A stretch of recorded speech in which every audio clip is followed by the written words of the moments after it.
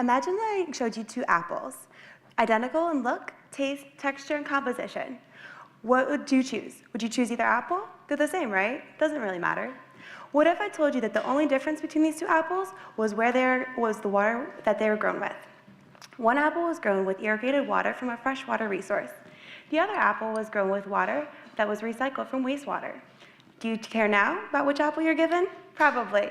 Probably most of you are leaning towards the traditional water apple. Why? Because of a subconscious bias that you have. Now, what if I told you that the recycled water is good, that it's clean and safe to use for the agriculture? It also helps with our nation's depleting water sources. Do you care now? Did your bias change? Probably a little bit. And that's what our research is all about. Our research is all about finding out how biases affect decision making. In our research, we're using a really cool tool called an fMRI machine. An fMRI machine takes a brain scan of you.